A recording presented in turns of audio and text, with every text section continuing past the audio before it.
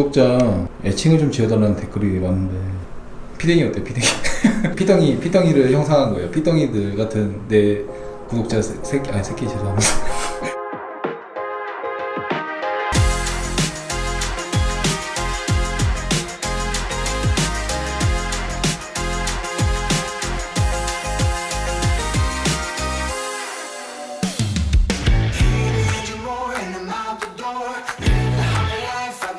안녕하세요, 피부과 전문의 김홍석입니다. 이제 우리 여름이 다가오면서 강한 자외선 노출될 수밖에 없고, 제가 앞에 많은 영상을 통해서 자외선 차단제를 바르는 방법에 대한 이런 여러가지 이야기를 드렸습니다. 가장 중요한 것 중에 하나가 바로 워터프루프 자외선 차단제입니다. 자, 그런데 우리 이 용어가 잘못됐다는 거 알고 계세요?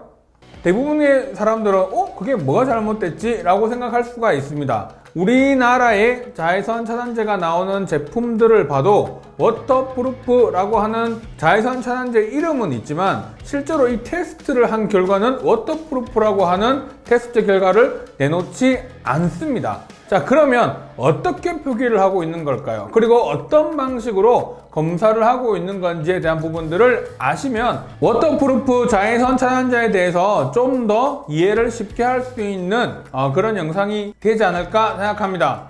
바로 이 워터프루프의 의미를 정확하게 알고 계셔야 됩니다. 워터프루프, 우리나라 말로 하면 뭐죠? 방수입니다.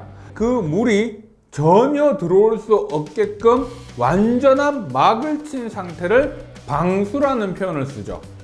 자, 그 다음에 발수라는 게 있어요. 발수. 특히 우리 무슨 고어텍스라든지 이런 등산용품 같은 거 보면 물이 떨어졌을 때 빗물이 탕탕 튕겨 나가죠. 하지만 좀 시간이 오래되거나 아주 많이 물이 들어와 있는 환경에서는 조금은 침투가 되죠. 자, 이걸 발수라고 하는 표현을 씁니다.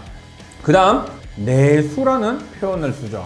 우리가 일상생활하는 정도의 물을 젖은 정도는 오케이, 괜찮지만 아주 오랜 기간 동안 물에 들어갔다가 나올 경우에는 그 물이 쉽게 침투가 될 수 있는 정도를 의미하는 게 바로 내수입니다.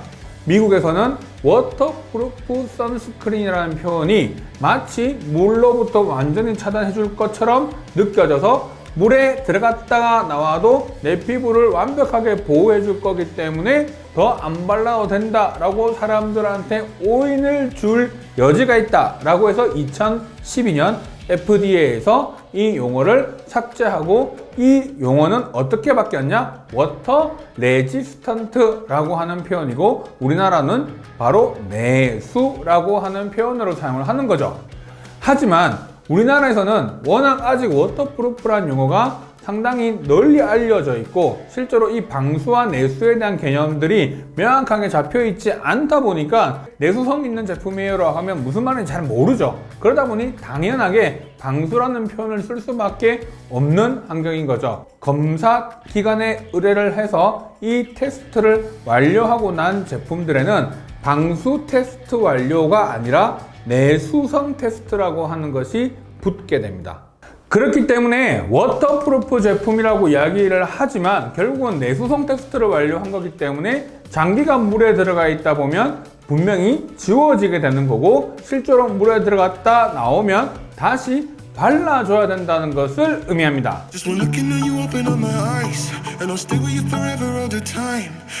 자, 그럼 우리가 지금 이야기하는 내수성 자외선 차단제를 어떻게 테스트를 하는지를 알면 이 자외선 차단제를 어떻게 사용해야 되는지를 우리가 이해할 수가 있어요.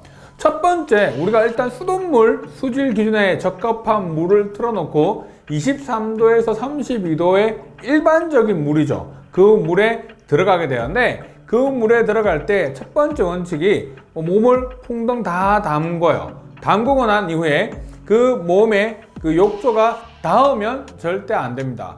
그 다음에 우리가 월풀처럼 물이 순환되는 물을 틀어요. 그 물을 트는 과정에서 물이 직접 피부에 닿으면 안 되고 물이 순환해서 돌아가는 그 상황, 그 장소에서 20분간 들어가게 됩니다. 20분간 가만히 있고 들어갔다가 밖에를 나와요. 미국 기준에서는 15분이고요. 우리나라에서는 20분간 말립니다. 이 말릴 때 타올을 일체 사용하지 않고 자연 건조해서 말리게 돼요. 또다시 한 번 더 들어가면 또 20분을 들어갔다가 다시 나오게 돼서 충분히 말리는 거죠. 그러면 총 물에 입수한 시간은 40분이죠. 자, 그래서 이 40분 후에 테스트한 SPF 값을 측정하고 그 값이 바로 워터 레지스턴트, 우리가 이야기하는 내수성 테스트가 완료가 되는 겁니다. 이 테스트가 완료가 되면 우리나라에서는 내수성이라고 표현을 하게 되고요. 미국에서는 워터 레지스턴트 40 minutes, 40분이라고 하는 마크가 주어지게 되는 거죠. 여기서 테스트를 더하면 어떻게 되느냐? 미국 기준으로 이야기하면 20분 들어갔다가 15분 나오고 20분 들어갔다가 15분 나오고 20분 들어갔다가 15분 나오고 다시 20분 들어갔다가 나와서 말린 뒤에 체크한 SPF 총 80분이죠. 이때는 워터 레지스턴트 80분이라는 표현을 쓰게 되고요. 우리나라에서는 지속 내수성이라는 표현의 문구가 들어가게 되는 겁니다. 지금 이 테스트를 가만히 보면요, 우리가 일반적으로 물놀이를 가거나 해수욕장을 갔을 때 환경과는 사실 좀 다릅니다. 우리는 정말 물에 들어가서 파도를 직접 타서 맞고요, 회수욕도 하고요, 친구들과 놀고요, 공이랑도 만지기도 하고요, 장난도 치고요. 이 테스트는 그냥 물에 들어가서 실제로 자연스러운 물 흐름 정도의 테스트를 한 거죠. 자, 그래서 실제로 우리 환경과는 전혀 다릅니다. 두 번째는 일단 이게 담수, 수돗물에서 테스트를 한 거고, 실제로 바다는 상당히 좀 더 환경이 극한 환경이죠. 왜냐하면 소금도 있고요, 그리고 염소도 있고요, 기본적으로 여러 가지 미네랄들도 존재를 하기 때문에 실제로 그런 환경에서 이런 자외선 차단제가 담수와는 동일한 결과가 나오지 않을 거라는 겁니다. So now you're here again knocking at my door. A little too late for 우리는 당연히 워터프루프 자외선 차단제라고 알고 있었던 것들을 그대로 사용하고, 이걸 바르고 나면 물로부터 내 피부를 완전히 보호해 줄 거야 라고 하는 생각을 너무나도 당연하게 가지게 되는 거죠. 자, 절대 그렇지 않다는 겁니다. 그래서 여러분들이 물놀이를 하게 되거나 일단 물에 들어갔다가 나오게 되면 그 선크림이 기본적으로 어느 정도 지워졌다고 생각을 하셔야 되는 이유가 바로 워터프루프가 아니라 워터 레지스턴트이기 때문입니다.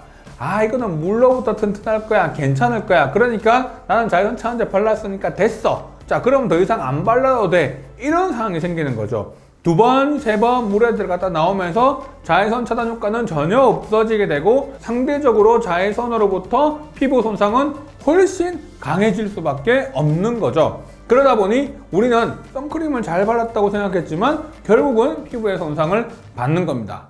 자, 그래서 여러분들이 물놀이를 가실 때 가장 중요한 부분은, 일단 물에 들어가게 된다면 내가 내수성, 지속 내수성 자외선 차단제를 발랐다고 해서 더 그냥 안심을 하고 괜찮다고만 생각을 하시면 안 됩니다. 물에 대한 내수성 테스트를 하지 않은 자외선 차단제와 내수성 테스트를 한 자외선 차단제, 이 둘을 비교해 보면 같은 환경에서 물에 들어갔다가 나왔을 때 훨씬 테스트를 하지 않은 제품들이 더 쉽게 지워지는 것은 사실입니다. 하지만 이 내수성 제품이라고 해서 그렇다고 해서 물에 지워지지 않는 건 아니라는 것을 의미하는 겁니다. 간혹 요즘에 광고 문구를 보다 보면요, 8시간 내수성, 12시간 내수성, 이런 표현을 쓰는 회사들이 있어요. 사실 이거는 정말 잘못된 표현이죠. 40분, 80분이 유일한 테스트 결과고, 80분을 넘어섰다고 해서 8시간, 12시간이라는 표현 자체는 사실 이런 과한 광고에 들어가게 되는 겁니다. 자, 그래서 여러분들이 자외선 차단제를 고르실 때 이러한 부분들을 잘 숙지해서 고르는 거 절대 잊지 마시고, 물놀이 가셨을 때 물에 한번 들어갔다 나오면 자외선 차단제 덧 바르는 거 절대 잊지 않으셨으면 좋겠습니다. 자, 오늘 내용 좋으셨다면 좋아요, 구독, 그리고 알림 설정 부탁드립니다. I'm checking